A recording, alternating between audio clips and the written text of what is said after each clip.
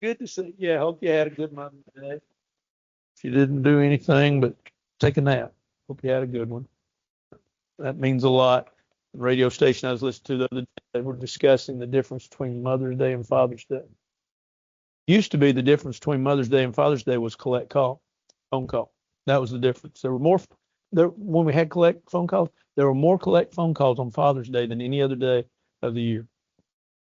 No, Father's Day they called collect. Mother's Day they called direct. That's true. That statistically that was true. And of course it's not true anymore. We all have cell phones and all now. So yeah, it used to be. That was the difference. And but it's not the difference anymore. But we're glad that you're here and hope that you have had a good weekend, good day with your kids. We are continuing our series of lessons on our favorite songs tonight. Someone chose "Here We Are But Straying Pilgrims" as we just sung. A fellow by the name of Isaac Newton Carman wrote this song in 1854. It was not printed until 1863. We really don't know much about Mr. Carman except for the fact that he was a student of Alexander Campbell at Bethany College in Virginia. We do not know the purpose for him writing the song or what he was feeling at the time. We just know that he wrote this song, and it's a song that's been around, I guess, since it was printed in 1864. It is, or 1863, excuse me. It is a song that is a good song that reminds us that we're pilgrims. But when we think about being pilgrims, we think of the Mayflower, Thanksgiving, November, all of that good stuff. The reality of it is that that's not exactly what he's talking about. But he is talking about the fact that we are folks just passing through. He begins by saying, we are pilgrims. He says, here we are, but straying pilgrims. Here our path is often dim. But to cheer us on our journey, still we sing this wayside hymn. We're pilgrims. The idea of a pilgrim is a person that's just passing through. A person that is not setting up camp, if you will, is not setting up home. He's a stranger, but he's a stranger passing through. And that's what we are. The Bible tells us that. In Hebrews chapter 11, verse 13, it says that great faith chapter, it makes the statement in verse 13, these all died in faith, not having received the promise, but having seen them afar off, and were convinced that they were strangers and pilgrims. And Peter makes the statement in 1 Peter chapter 2. Peter reminds us as well that we are sojourners and pilgrims, just folks passing through. And that's what the song says. We're just passing through. We're not here forever. We're not here to set up shop and to last forever. We're just passing through as pilgrims. How interesting that is, but how true it is. This world's not our home, as we sing from time to time. We're just passing through. The treasures are laid up somewhere beyond the blue. The angels beckon us from heaven opens door. Can't feel at home in this world anymore. Jesus said in Matthew chapter 6 and verse 20 in the Sermon on the Mount, do not lay up for yourselves treasures upon earth, for moth and rust corrupts. Thieves break in and steal. Lay up for yourselves treasures in heaven, where neither moth nor rust does corrupt, and where thieves do not break in and steal. Lay up for yourselves that which is eternal. Why? Because you are not at home yet. You're still traveling. You're pilgrims passing through. It makes sense then that the Bible would tell us that since we're just passing through, we need to understand that. Abraham looked for a city which has foundations, whose builder and maker is God, in Hebrews chapter 11, verse 10. We too need the same. We need to understand that this world is temporary. It's not going to last forever. Now, we live in it like it is, and we always hope, and there's good reason for that, let's live a little longer, let's do a little more. But we understand that we're only here for a little while, that this too will pass away, that it will vanish, that which we have is temporary, and that which is eternal is forever. Isn't that what we're told? Remember in 2 Corinthians chapter 5, where Paul reminds us that we know that if the earthly house of this tent is dissolved. We have a building of God, a house not made with hands, eternal in the heavens. You see, Paul makes this distinction really there of a tent versus a permanent foundation. He says right here, this side of eternity is nothing but a tent. Well, what's a tent? A tent's a temporary dwelling. Now, there are some folks that live in tents for a long period of time, but most folks, let's live in a tent for a week. Let's live in a tent for 2 or 3 days. Let's live in a tent for a night. And then let's go back to the comfort of our homes. We're pilgrims just passing through. We understand that we are not there. We're not where we will ultimately end up.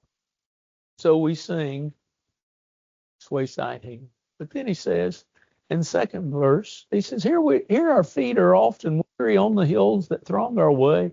Here the tempest darkly gathers, and within us says, we stray. That's an interesting concept that he brings out. But he brings out the fact that we're on a journey, and in this journey, sometimes we'll stray off the path. We're much like a family that goes on vacation. Maybe they go on little hikes into the woods or walking down paths. And sometimes, the child or maybe mom, but somebody gets a little distracted and maybe they wander off just a little bit. Maybe an animal catches their attention, or they see a pretty flower or whatever, or maybe just another little path, and they go a little ways. And the family doesn't panic. The father who's leading the family doesn't panic. He just keeps walking. And in a minute, you hear him calmly say, okay, now let's catch up. Let's keep going. Well, that's the way God calls us. Our feet often get weary, don't they? The path that we travel, the journey that we take is not always easy. And sometimes we get tired. But yet, notice that he says in that song, on the hills that throng our way, we walk. We walk. I figured out I walk approximately, it's over a mile and a half most days. Not just around, that's just my walk. That's my exercise. That's my benefit that, you go to the doctor and he tells you need to do something. So kudos to him. But the Christians have a walk, don't they? Paul in Ephesians chapter 4 reminds us that we're to walk worthy of the vocation that we've been called. In chapter 5, verse 15 of the same book, he tells us that we're to walk as Christians in the light. And then he tells us just a few verses later on, he reminds us of, in verse 15, that we're to walk circumspectly, not as fools, but as wise. That word's always thrown us, or at least has always thrown me. The word circumspectly just has the idea of accurately, precisely.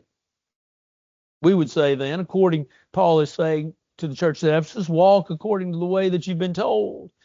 That's important that we keep walking the right way, because our path does sometimes get weary. Our feet get weary and the path gets hard, and the tempest truly does gather around us. We need someone to lead us. We need someone to show us the way. The Lord reminded Peter that he would stray.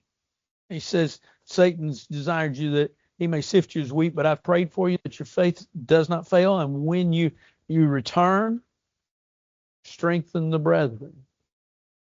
I'm sure Peter took that as an insult.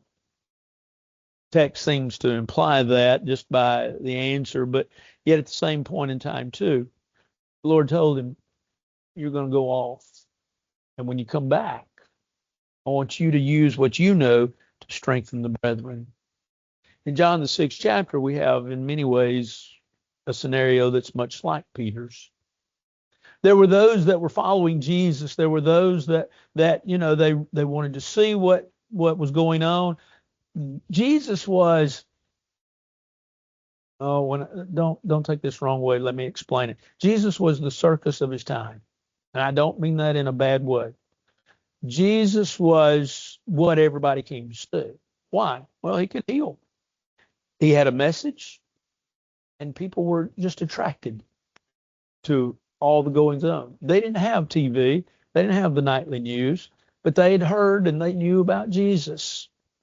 And in John the 6th chapter, Jesus challenges those that are around him. He talks about eating his flesh and drinking his blood. Some have said that that's a precursor to the Lord's Supper. No, it's not. John 6, at least the way I understand it, is a discussion about, are you really committed to me and to my teachings? In John 6, then, there were those that after Jesus challenged his listeners with that very idea, there were those that began to go away. It was then that Jesus asked Peter, he says, well, will you also go away? And therein lies his response in verse 66. Lord, to whom shall we go? For you have the words of life. You see, Peter understood who was going to lead him, who was going to guide him. He understood that he needed that he needed to focus on the fact that as a shepherd leads his sheep, that Jesus was the shepherd that he needed to follow. We stray. We stray, and we need that guidance. We need someone that will lead us. We need someone that will show us the way. Peter needed that. Peter understood it, but yet later on he's challenged. And Jesus said, now when you come back, strengthen the brethren. We are reminded then that at times our own will stray. At times our own will feel their feet growing weary and the hills that around them are too tough to climb. There are those of our own that when the tempest darkly gathers, be wondering what they can do and what they should do. And it's then incumbent upon us, upon our responsibility, that we then that are strong, we're to help folks. We're to help folks bear their burdens, but also that we are, if we know of someone that is going away, James reminds us in James 5 that we're to convert the brethren, their way, to strengthen them, to help them. Paul would say in Galatians chapter 6, verse 1, brethren, if a man is overtaken in a fault, you who are spiritual, restore such a one in the spirit of meekness or gentleness. Restore such a one. Bring them back. It sounds like they love. Could be. Go push a button, Steve. I'm not telling. He was already getting up. I wasn't telling him to do anything. We as individuals, Christians, need to understand the importance of helping those that have wandered off, those that for whatever reason have lost their way. Interesting story of a fellow by the name of Dwight Morrow. Dwight Morrow was a financier. He ultimately got into politics. He was known to be forgetful at times. He was in Grand Central Station one time, and he kept feeling of and getting into every pocket that he had. And somebody that kind of knew him walked up to him and said, Mr. Morrow, said, have you forgotten your ticket? Because they understood he was a little forgetful. He said, worse than that, he said, I forgot where I'm going. Well, there are folks in life that forget where they're going. The tempest gets tough. The hills that throng our way get a little cloudy. And at times, the darkness seems too great. But we as Christians need to understand that we need to help those that stray. And then the writer of this good song reminds us as well that there's an assurance.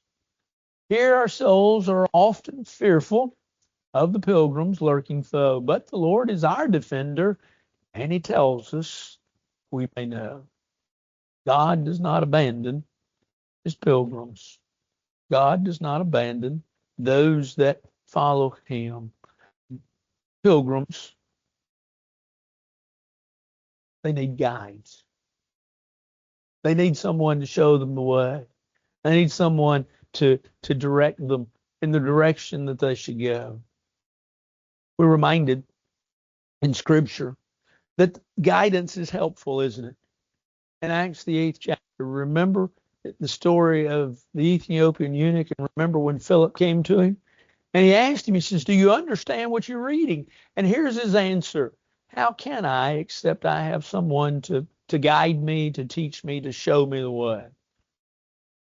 And so we know the story. Philip gets into the chariot with the eunuch, and after a while, they come upon some water, and he wants to know, see, here's water. What hinders me to be baptized? He needed someone to guide him. It makes sense then that Paul, a little later on, as far as time goes, in the book of Romans, the 10th chapter, would talk about how beautiful are the feet of those that preach glad tidings of peace. Why would he say that? Because of what he'd said verses before. As he talks about that we need teachers. How can they believe except they hear? And how can they hear except they be taught? And how can they be taught except they be sent? See, Lord teaches. We need teachers. We need folks that direct us. We need folks that show us. And while we need those guides, we understand that we cannot guide ourselves. The way of man's not in himself that walks to direct his steps. Jeremiah 10, verse 23. Being believers, being folks that follow, we understand and need God as our guide.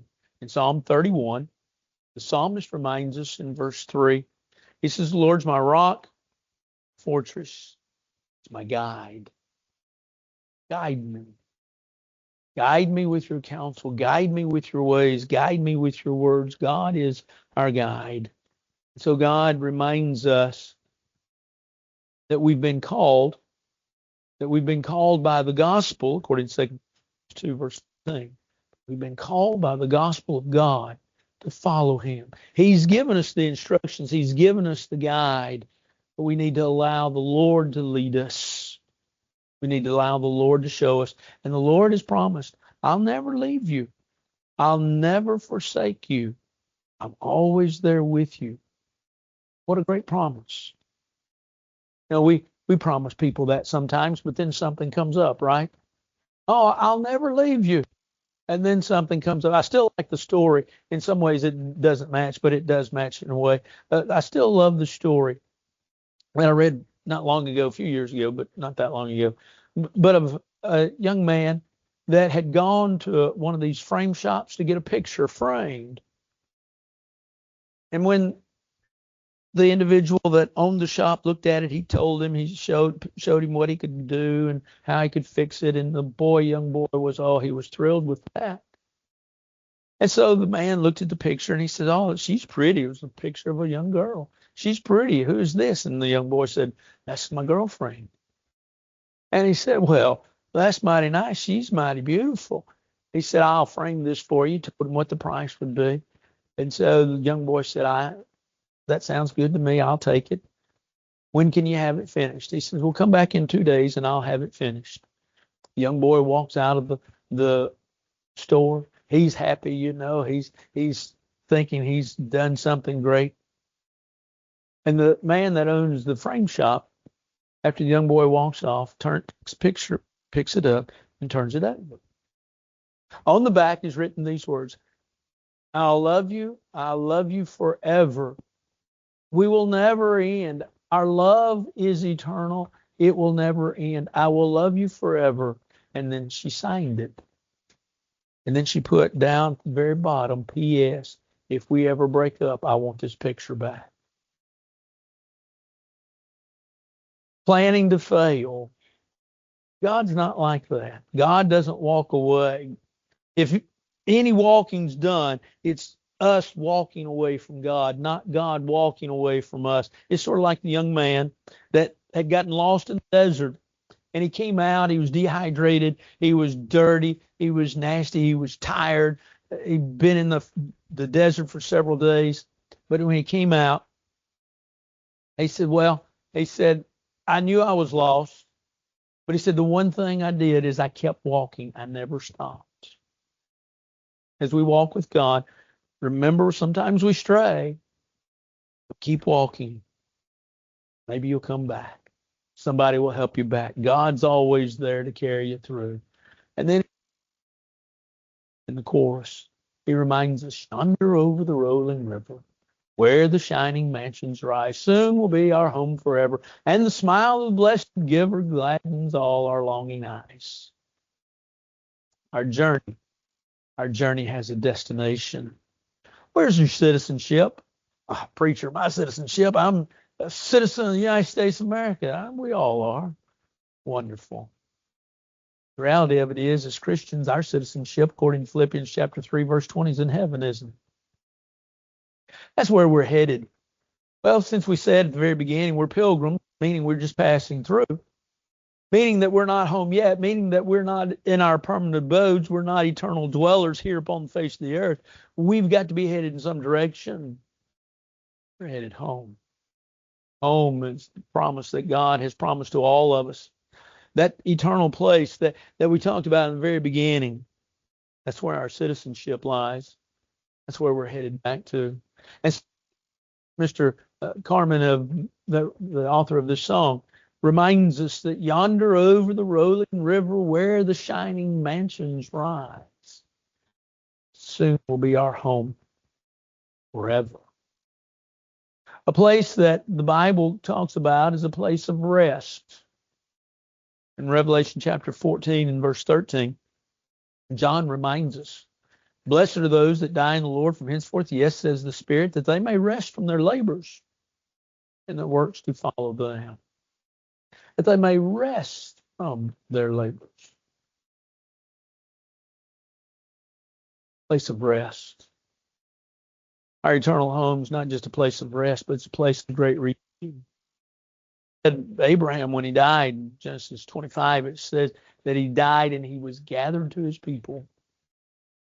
David, when his son with Bathsheba passed away, David talked about going to be home with him, talking about his son.